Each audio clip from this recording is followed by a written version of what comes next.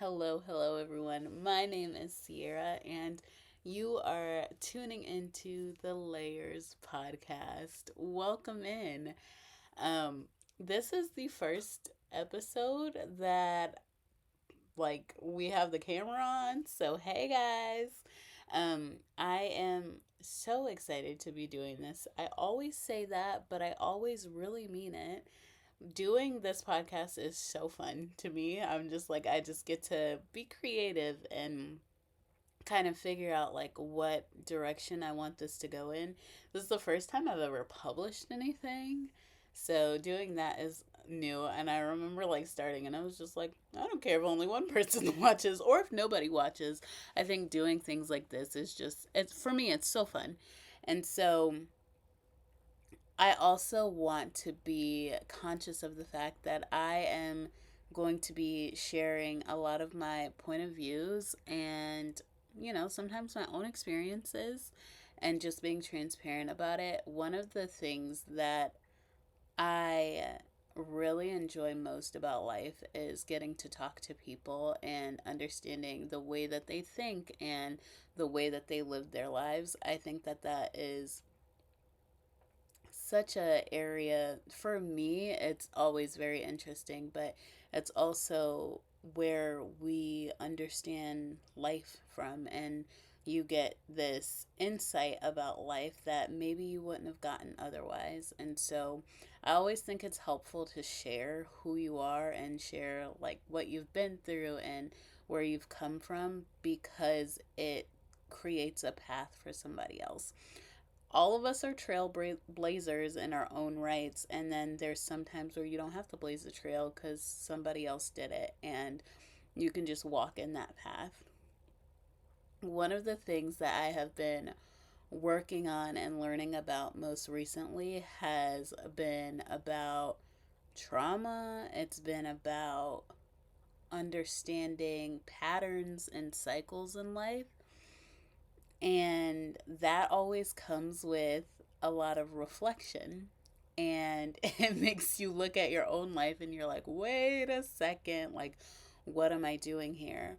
One of the topics I've been thinking about a lot most recently, and I'm sure you guys have heard it even in my most recent podcast, has been about love.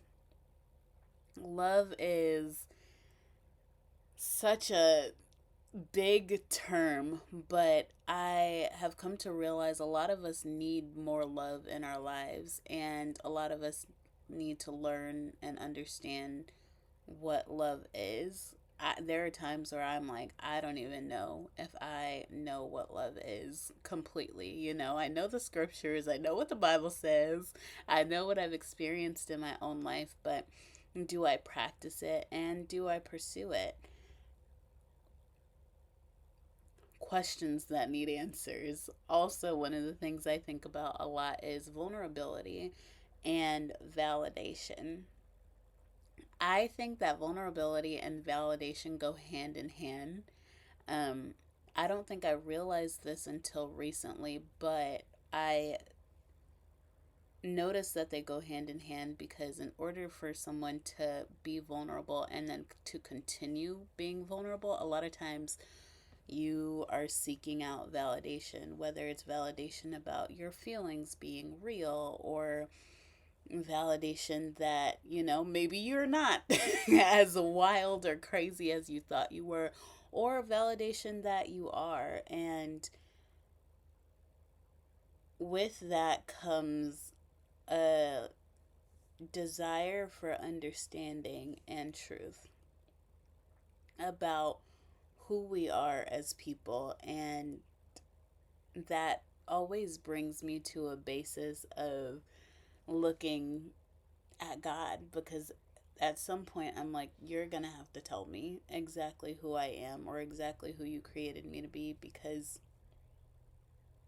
I tried doing it by the world's standards, I tried doing it by my own standards, I tried to look like this person or like flow like this person, and none of that was working for me. And so it just makes you reevaluate how you show up in the world. And that comes with life as you grow and change. And sometimes you experience some things that really shape you in such a way that you start showing up differently. You start considering things differently. And sometimes there's nothing wrong with that. And then sometimes that is a false you that is showing up. And we don't want that. We want to be authentic.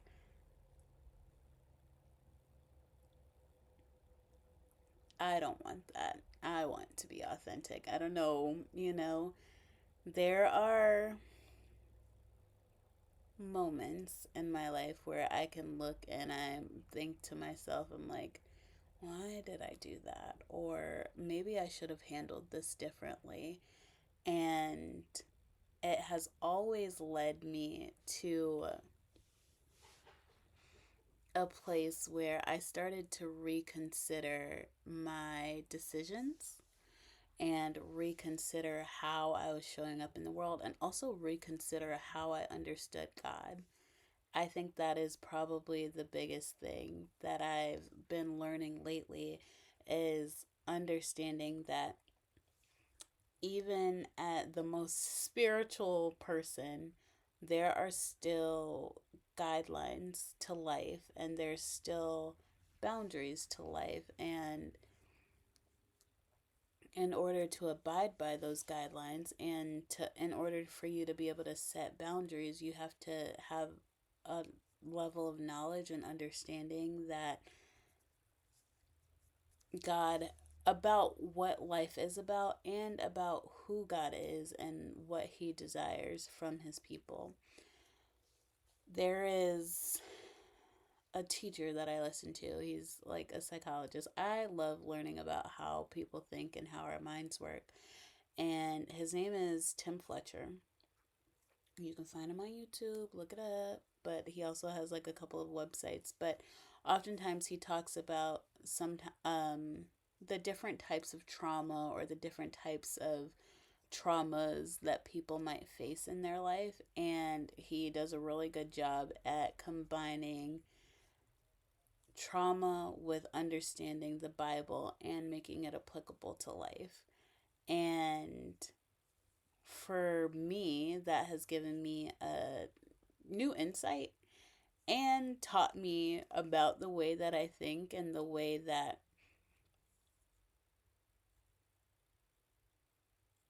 I operate and show up in the world. And so there was a time where I wanted to talk all the time and always wanted to do a podcast or always like wouldn't have minded being, I won't say front and center because I feel like that sounds so vain, but just doing things that are like anything that was in the realm of creativity, where I got to talk to people or I got to share my point of view or I got to ask a million and one questions because naturally that's what I'm gonna do. And after experiencing a traumatic event in my own life, I stopped that. And I changed. I stopped talking as much. I started isolating myself. I pulled away from people and places, and I didn't realize that I was grieving. I had no idea, what that was or what that looked like. And nobody told me that sometimes there are moments in your life where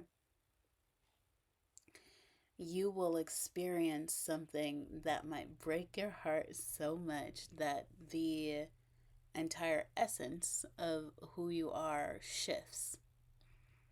But it's not always a bad thing because while there were parts of, who I am and parts of my journey that definitely changed, there are also parts of me that emerged that I didn't know existed. And through that, I found my faith. And it was very much a childlike faith where, God could be like, go right. And I'm like, okay. He could say, turn left. And I'm like, sure. And with that, I've also been learning how to balance what it is that God actually desires and who I'm actually called to be without always putting myself in crisis mode. I think we can all relate. We've all made some bad decisions before. I've made some. Um, and turning away from that so that you can make better decisions, so that you can live the life that you were ordained to live. Not all of us are made to live the same type of life. I think that'd be kind of boring if we were, but we are all called to do something or to share something. And once you understand what that is, it's a lot easier to show up, and it's a lot easier to walk in whatever it is that God has told you to walk in. For me, that's looked like putting myself in some really uncomfortable situations where I have no idea what I'm doing. I have done I wonder, have I talked about this on a podcast before? Maybe. But I at one point in my life did CrossFit and loved it. Would absolutely go back. Just need to find the right place. But when I first started CrossFit, one of the things that it taught me was about mental durability. But my reason for choosing this sport was because my cousin did it, and it taught me a level of discipline that I didn't even realize existed. I didn't even realize that I had the ability to do certain things with my body. And through the process of doing it, I showed up every day. I was really bad at first, and I mean, like, couldn't couldn't do jump ropes, box jumps, all of those things. Like, I was doing box step ups. But there was one day I was like, I'm tired of going to this class and looking like an absolute fool. So I went and I practiced jump roping outside of the class by myself. And I practiced jumping over, low things so that one day I could be able to do the box jumps. And I think as we get older, sometimes we forget that the same things that you thought you couldn't do are the same things that you are able to do. It's just going to take time. You don't have to be perfect when you start. You just have to be willing to look foolish for a second. And you have to be willing for people to talk about you. And also, people probably aren't talking about you as much as you think they are. Or maybe they are. And at the end of the day, who cares? But I, in that process, have learned to just be okay with being a misfit, you know? Because everything is uncomfortable and looks awkward or silly until you get good at it. I would just imagine that at times maybe Oprah Winfrey felt like that, or maybe even President Obama or First Lady Michelle Obama. Like, I think everybody in their life, excuse me, has these awkward, uncomfortable stages where they can either choose to shrink back or they can choose to show up and do whatever's on their mind and heart to do. I chose to show up. um, I always say this, but I think about Esther. Always think about Esther. But in the Bible, you have this woman that goes, she's been through a lot before. We don't know a whole lot about her history except that she's adopted, and um, I'd imagine emotionally that probably wasn't easy, but she gets sent off to this palace and she ends up being in a great position to save not just her family, but an entire nation of people. And one of my favorite lines in that book of the Bible is when Esther goes, "If I perish, I perish." And there are some moments in life where you have to be willing to say, I'm just going to do it. And if it goes well, praise the Lord. And if it doesn't go well, praise the Lord. Where you just realize that you learn from both failure and successes. And sometimes there are moments in life where you can hit failure so many times in a row, and it's just one failure after the next. And it can bring you to a point where you're just like, I just feel so defeated, or am like, I just don't even know what to do. And should I keep going, or, maybe I should turn around? And the answer is yes, you should keep going. Because if you turn around, then what? Nothing changes. Sometimes you need a model in front of you. I've learned that. I didn't know that at first. I used to think that I could just figure it out on my own. And I would listen to people online and I would do all of these things. But the things weren't bringing up about a type of change. And sometimes you don't have like a perfect model in front of you for what it is exactly that you want to do, but there are times where sometimes you just need to mimic a behavior or an action of somebody else until it takes you to the next step. And you don't always have people to follow. You don't always have, people around you, but to know that if you're willing to show up, there are certain things where maybe you just need to mimic the habits and the principles, and the ideas will come, or the process will come, the steps will come slowly but surely, and don't be scared. Do not be afraid, because I don't know, in my head I'm thinking, do not fear, because the Lord thy God will be with you. And that becomes a really real thing where you're learning to face yourself, or if you're learning to face difficult conversations with people. I think we've all been there, or where you're just learning to show up and be authentic and be yourself. And you're like, if you're like me, sometimes maybe you've struggled in the past with how people perceive you, and sometimes you just have to get to a place where you're like, I don't really care what you think. Because if I continue to care what you think, then I can't become. And that's not an option. So here we are, becoming. Validation and vulnerability.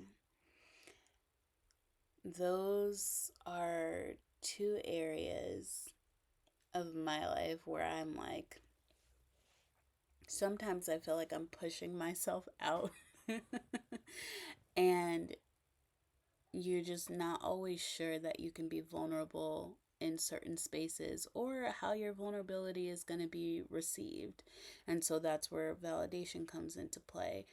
But the bigger question is, are you willing to share yourself and be rejected and not respond when or if people reject you? Are you okay with still being who you are? Meaning, if everybody around you left, if everybody around you decided, actually, I don't really like you, or actually, I'm not that into you, or maybe you're not my type, you're not my kind of person, you're not the person I want to be around. Are you okay with still deciding to be yourself? Are you okay with still deciding to show up in such a way where you don't turn around from you because you thought that this person was going to accept you and they chose not to? And that's a hard pill to swallow, but walking away from, I think there's a point in our lives where we all get to, and you say, like, walking away from myself is not an option. Abandoning myself is not an option, because if I leave me, then that means that I don't like me enough to stay with me, and that I don't want that. I want to be so okay that even if this person turns away or that person turns away, I can sit down and be like, whew, that hurt, or ouch, that didn't feel good, but I'm still with myself.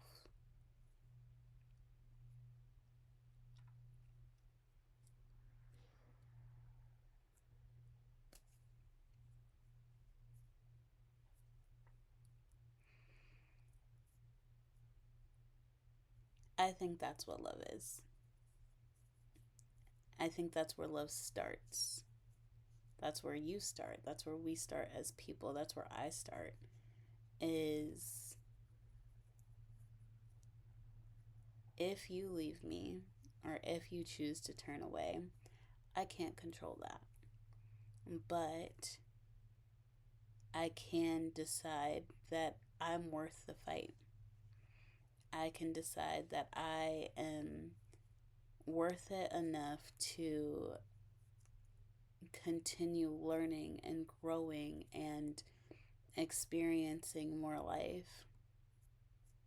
I think a lot of us have probably faced abandonment issues at some point, whether you were abandoned by a friend or if you were abandoned by family, a lover, anybody at any point. And once you get to a place in life where you realize I I'm worth it.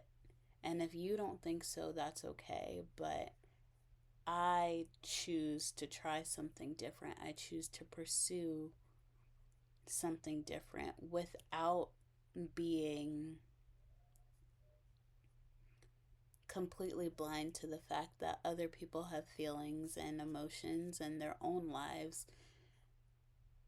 If you can consider yourself not from a place of being selfish, but consider yourself enough to say, this is what's healthy and this is what's not, I just wonder how many of us would experience our lives a little differently, where maybe we'd have a little bit more joy, or maybe we'd have a little bit more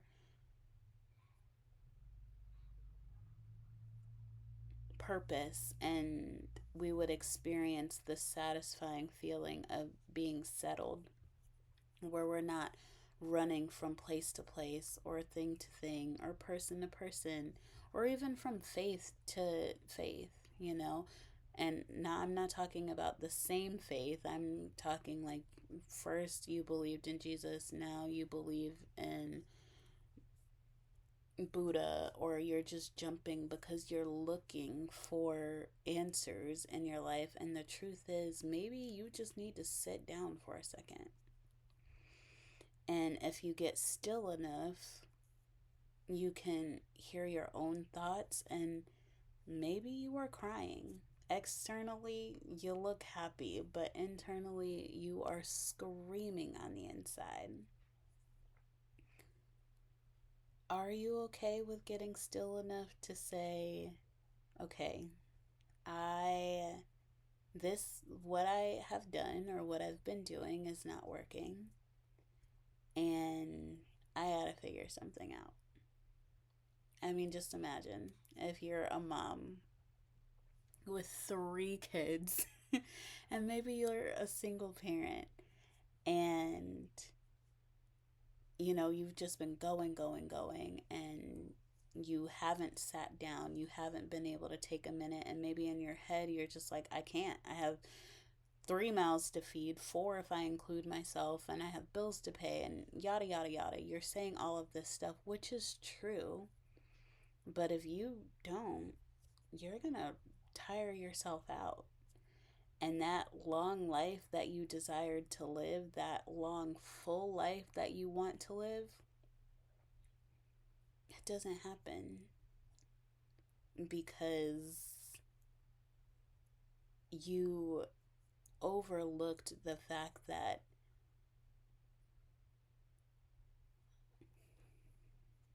and it's not intentional, so I'm not blaming you because sometimes life is just life. But a lot of times I think we overlook the fact that if you get still for a second and if you allow this is so hard, but if you allow the pain to hit the way it's supposed to, maybe, just maybe, it'll rattle you in all of the right places and it can bring you to your knees. And yes, it's gonna hurt and feel so uncomfortable, but you'll also face a different type of freedom because then you'll realize, wait a second, I can do this. Like, back through that didn't kill me. Glancing back and addressing the problems of the past didn't make me an awful person. It made me a more conscious person. So now I show up differently. And there have been times in my life where I've hesitated doing that. And because sometimes it's painful, sometimes the idea of addressing your past or, looking at some of the things you've been through make you feel like if you do that, the whole world is just going to come crashing down. But I wonder if you just gave yourself a second to be so compassionate to yourself and to say, you know what? I'm sorry that happened to you. I'm sorry that you had to experience that. And I think you're worth the fight.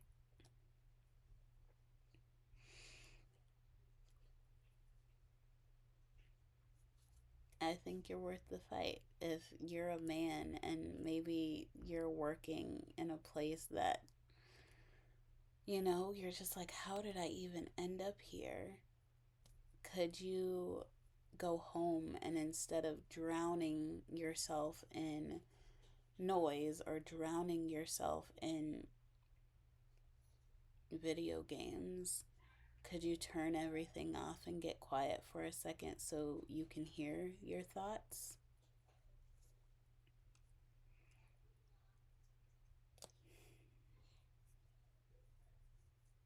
Are you okay with expressing the ugly parts of you?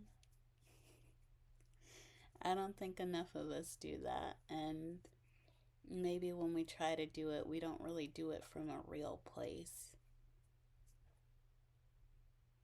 But if you learn how to stay with yourself when you express that part of you in a relationship, you might meet somebody that won't run. They won't run when they see like who you really are. But the question is, do you know who you really are? Do you know what you've been through? Have you looked at how it affected you? And maybe some of the choices that you made weren't because you were in your right mind, but you did it out of fear. And those are typically when you make the worst choices, is when you feel afraid. And we don't have time to be moving scared in this life. I don't want to move afraid in this life because it takes you so far away from who we're designed to be. and what God designed and intended for us in the first place. It actually is making me think about there's this passage in a book that I'm reading. Hold on, because I'm actually going to grab it because I want you guys to hear it. This is, for me, it was something that enlightened me a little bit, but also made me think differently about the decisions that I make and how I show up. So hold on one second. The book that I have is called The Overthinker's Guide to Making Decisions: How to Make Decisions Without Losing Your Mind. It's by Joseph Negan, I think is how you pronounce his name. But this, when I first got this book, it was off the hills of me making some really poor decisions in my life that both affected me financially and mentally and physically. And it brought me to a place where I was just like, okay. And sometimes you could just hear God and he's like, I need you to stop and listen. And I was what some people might call a person that was like depressed, but also functional. So I could show up at work every day and did a pretty good job. And I could go to church and nobody would know. And it was just because I was wearing a mask and wouldn't let anybody in or let anybody see. And so I made some decisions from that place where it just wasn't healthy for me and it wasn't healthy for the people around me. And so when I got to a place of what I would call being scared straight, I don't think I realized that I was toying with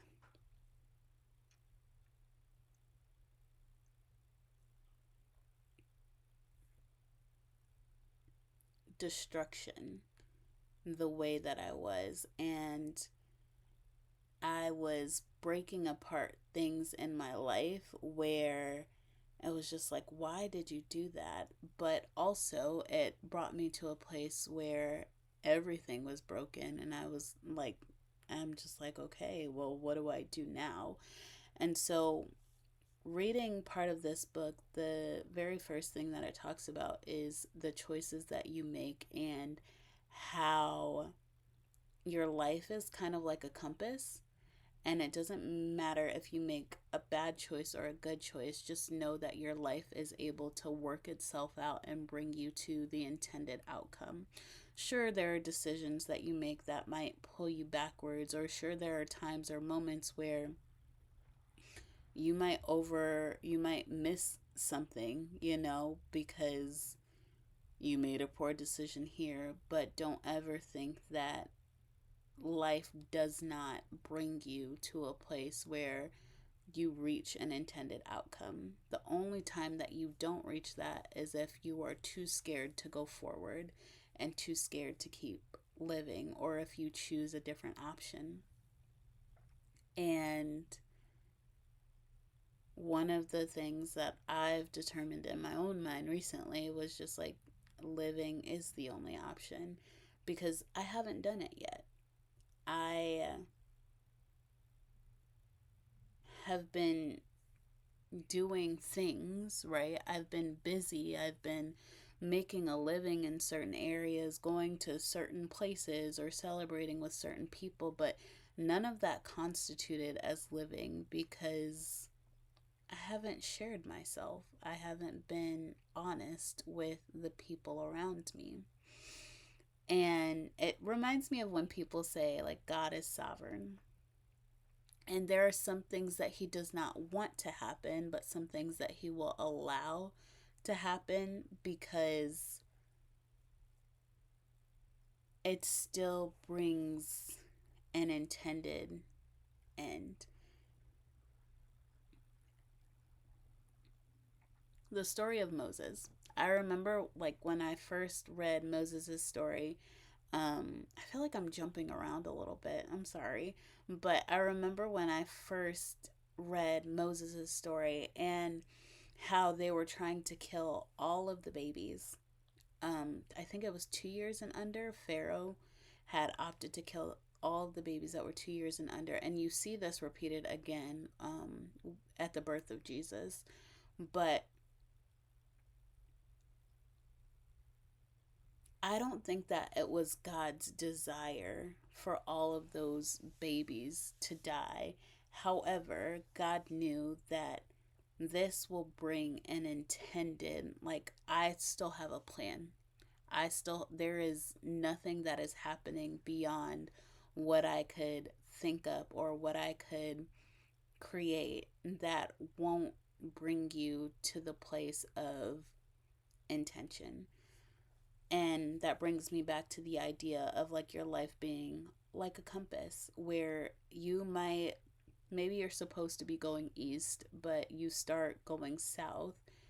Don't ever think that there's not a path where God can bring you back to where you're supposed to be.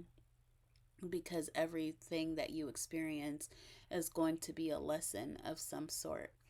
And with that being said, I'm going to read this short story. Then I'm going to hop over to Moses' story because I actually think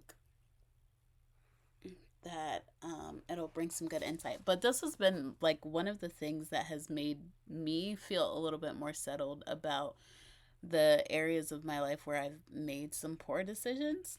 And it's called The Story of the Wise Farmer. It says, there once was an old farmer who lived on the border of an ancient kingdom. He was known not for his wealth or status, but for the way he responded to life, as if he saw something the rest of the village missed.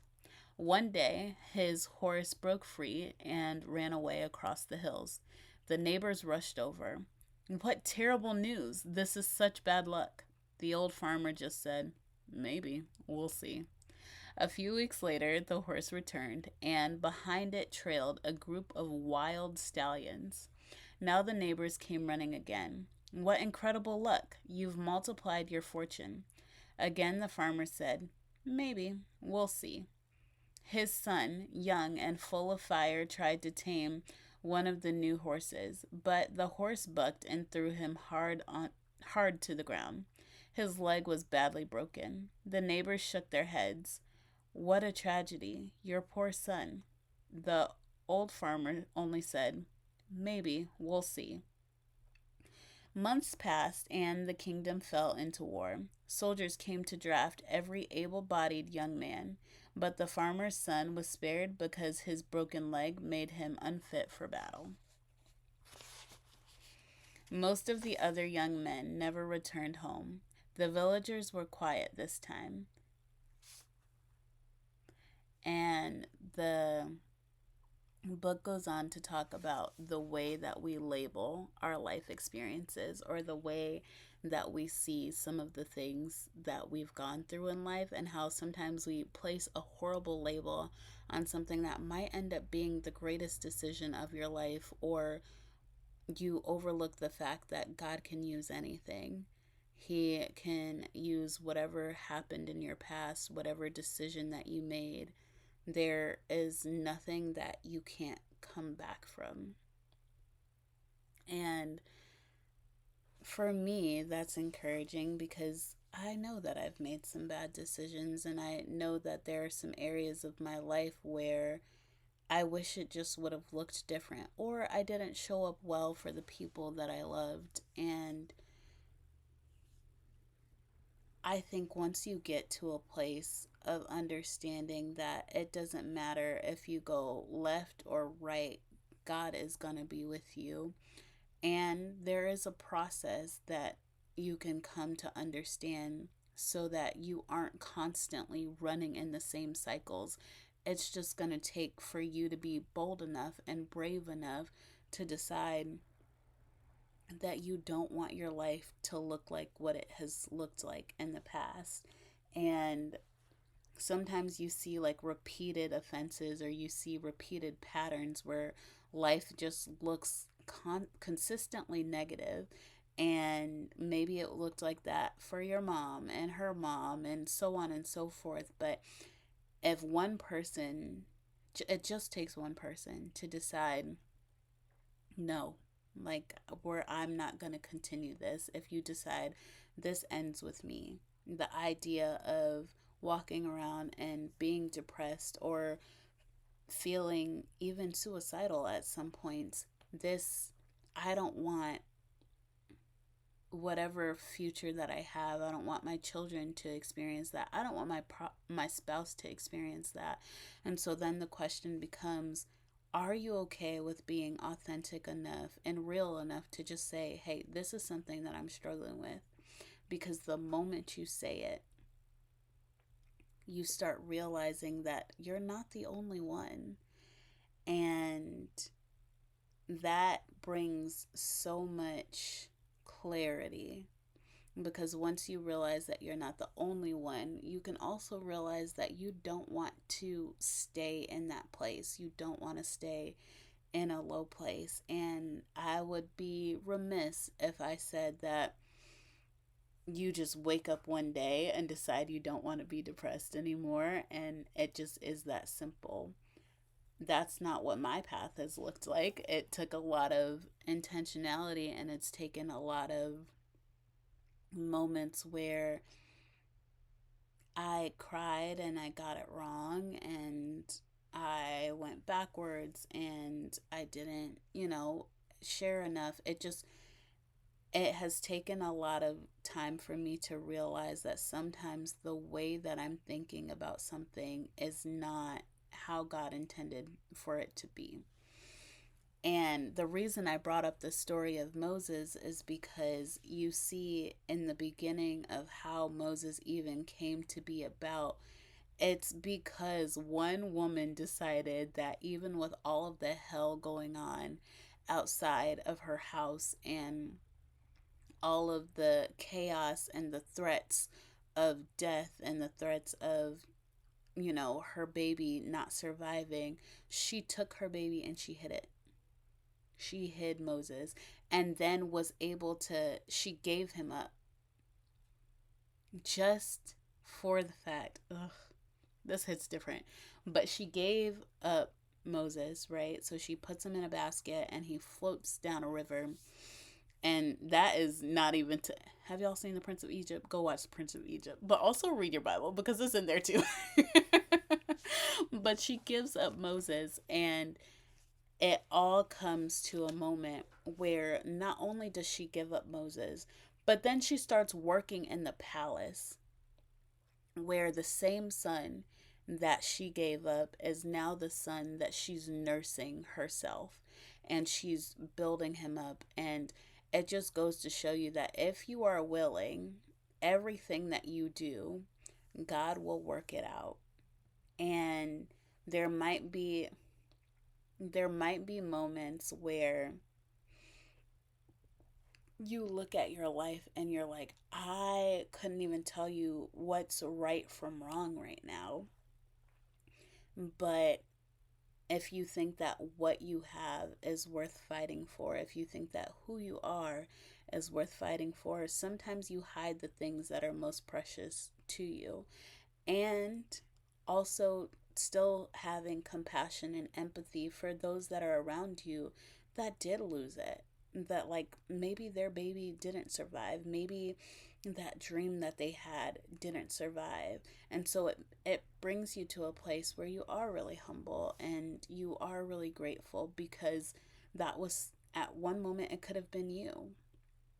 And, for the people that are in the position where maybe you did lose it, maybe that dream was broken, maybe the thought or the baby that you had didn't survive, if in that same breath you are able to look at the one person that did, you also know that redemption is possible, because God he doesn't do anything in this life without bringing redemption to those that have lost something. I'm going to pause. Okay, let me find the story for Moses, and then we will go from there. So I typically read from the She Reads Truth Bible. That's where I'm reading from today, just so you guys know. This one says, I'm going to start in chapter 2. Chapter 2, verse 2. It says, "Now a man from the family of Levi married a Levite woman. The woman became pregnant and gave birth to a son. When she saw that he was beautiful, she hid him for 3 months. But when the soldier but when she could no longer hide him, she got a papyrus basket for him and coated it with asphalt and pitch. She placed the child in it and set it among the reeds by the bank of the Nile. Then his sister stood at a distance in order to see what would happen to him. Pharaoh's daughter went down to bathe in the Nile while her servant girls walked along the river bank. She saw the basket among the reeds, sent her a slave girl, took it, opened it, and saw him, the child. And there he was, a little boy, crying. She felt sorry for him and said, 'This is one of the Hebrew boys.' Then his sister said to Pharaoh's daughter, 'Should I go and call a Hebrew woman who is nursing to nurse the boy for you?' 'Go,' Pharaoh's daughter told her. So the girl went and called the boy's mother. Then Pharaoh's daughter said to her, 'Take this child and nurse him for me. I will pay your wages.' So the woman took the boy and nursed him. When the child grew older, she brought him to Pharaoh's daughter and he became her son. She named him Moses because she said, 'I drew him out of the water.'"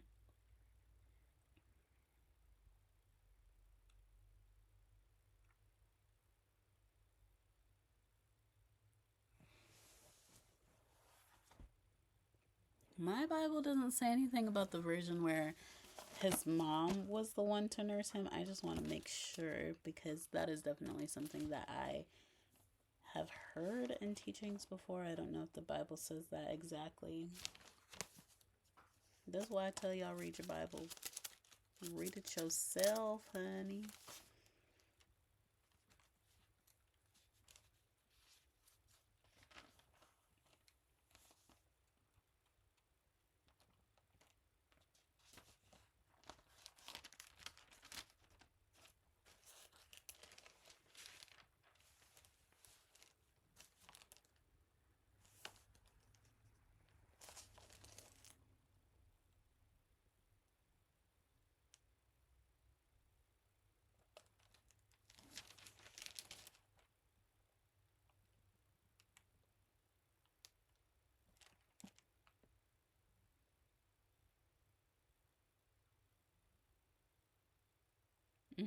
Okay, so in the New King James Version, this is a Bible that I got from my dad a while ago, but in this version it says, which is an older version, and it's probably more translatable like directly to the Hebrew language. I am not a pastor nor preacher by any means necessary, but I personally like to read my Bible because it gives me an understanding of how how God works, but also how I should live my life. In this version, I'm going to start at chapter 2, verse 8. It says, "And Pharaoh's daughter said to her, 'Go.' So the maiden went and called the child's mother." Verse 9 says, "Then Pharaoh's daughter said to her, 'Take this child away and nurse him for me, and I will give you your wages.' So the woman took the child and nursed him." That's in reference to Moses's mother. So the same person that gave up the thing that she wanted, she gave it up and it was given right back to her. Not it, this is a baby, but she gave Moses up. She looked at him and said he's worth protecting, and so I'm going to have to figure this thing out by any means necessary. And she didn't move with fear. She moved with boldness and faith. And sometimes in our lives, you have to look at who you are, where you are, and your ability to move boldly and with the type of faith that maybe you thought couldn't have happened before. Or sometimes it looks like, the idea of putting a child in a basket and sending the baby down the river. Oh my goodness. But what's more scary is it somebody knocking on your door and then slaughtering your child right in front of you? Or are you going to take the risk and do what seems like it's impossible, but trust God to be able to work it out and figure it out for you? And sometimes we face those moments in our life where you can either choose your fear or you can choose your faith. I've been there before, and there has been a time where I chose my fear. I don't think I've said this story here on this platform. I don't think I've said this story to anybody, honestly. But I remember, this is so, gonna say it because I hope that one day it helps somebody. But I remember the day that I went to the clinic and with the intention of having an abortion.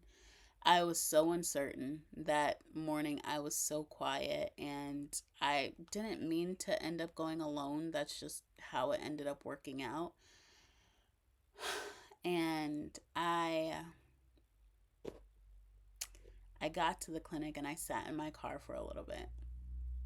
I was so scared. I was so sad.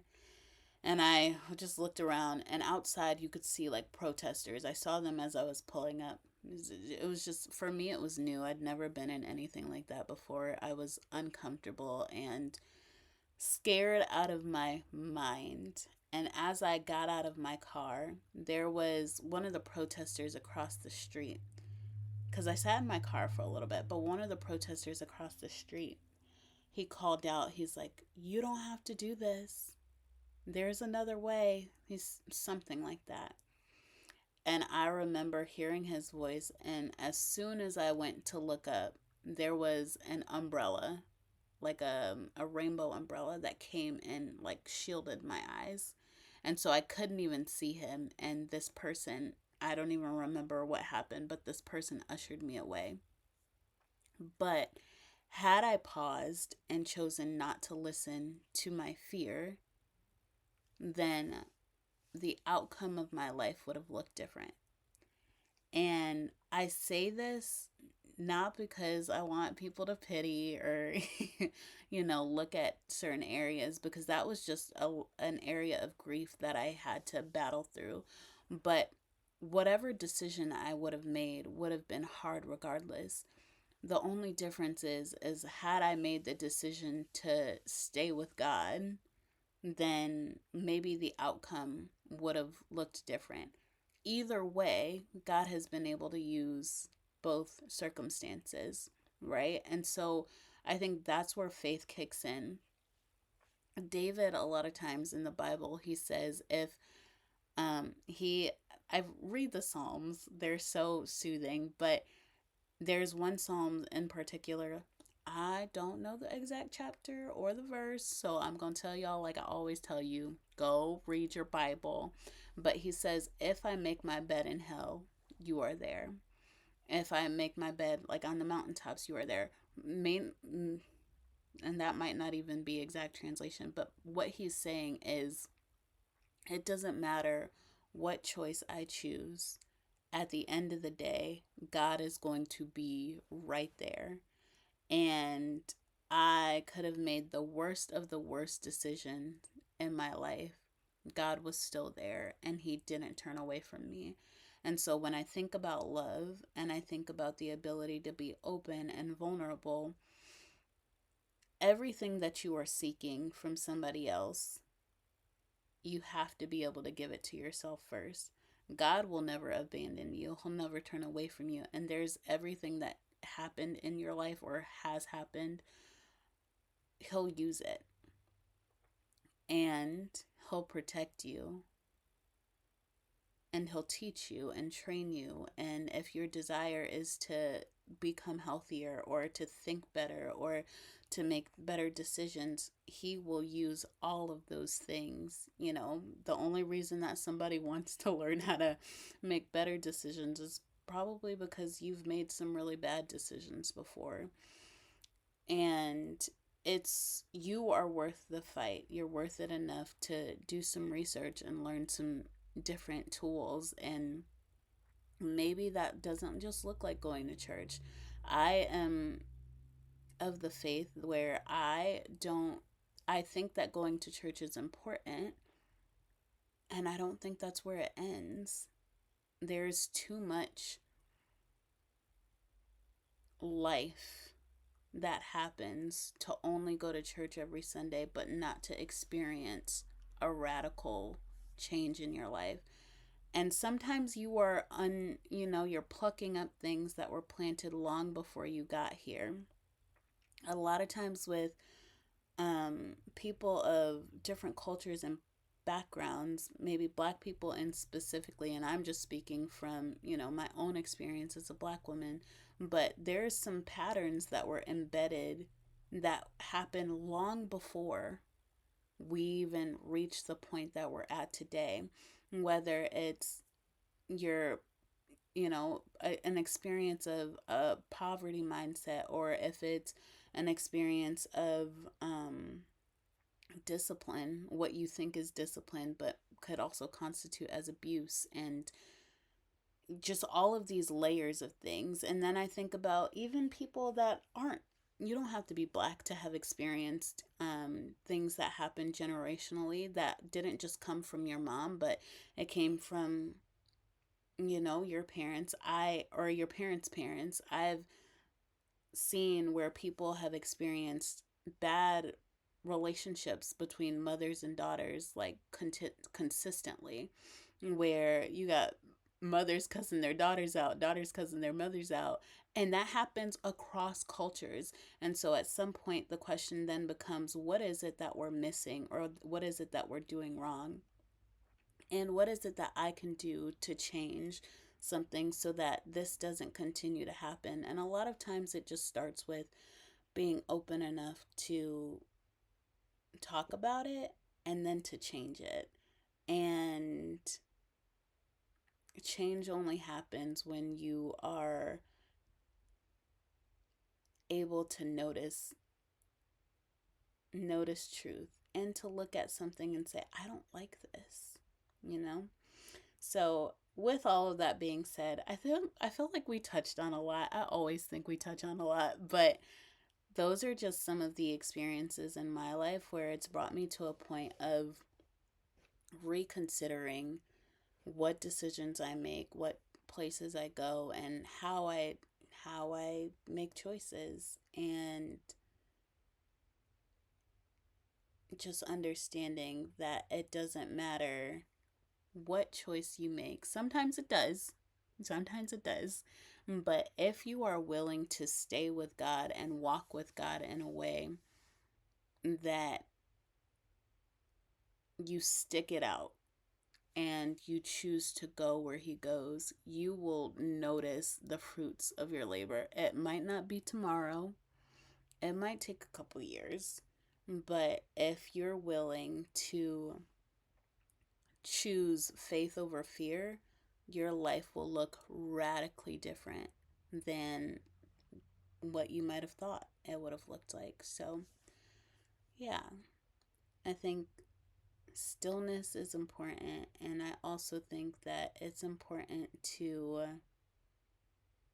pursue that thing that's on the inside of you that just won't leave you alone, because it's that feeling, that nudge is there for a reason. And so my prayer for everybody that is listening today, and everybody that will listen, is that you choose faith over fear. Choose to do the thing that seems like it's impossible, because if you leave it where it's at and you stay stuck with indecision, something is going to kill the very thing that you find beautiful and precious. And reading the story of Moses, you could see it, you could read it from a very literal sense, and then you could also look at it from the sense of sometimes there are things that we carry where we don't realize just how beautiful it is, and we don't realize just how precious it is. Um, there was a sermon that I listened to, this is so long ago, but where Bishop T.D. Jakes was preaching, and it was actually after I had an abortion, and he said, I just had him playing on the TV in the background in my house, and he said, "Careful what you throw away." And even reading the story of Moses, like if you think about it, careful what you throw away. And this is not to say that every other person that lost their child that Pharaoh killed was, you know, they didn't throw it away intentionally. There was just this one woman that was radical enough to make the decision to say, this thing is too precious to get lost.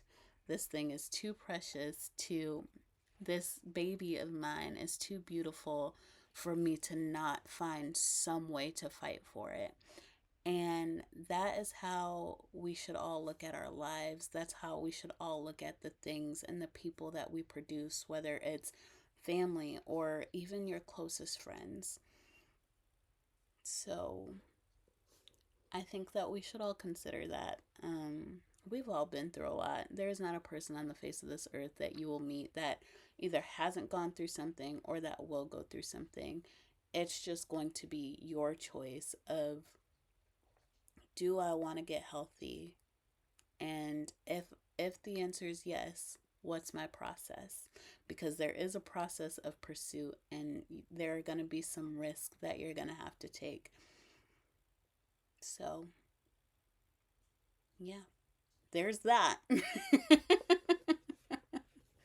There's that, guys. All right. Thanks so much for tuning in and listening to the Layers podcast.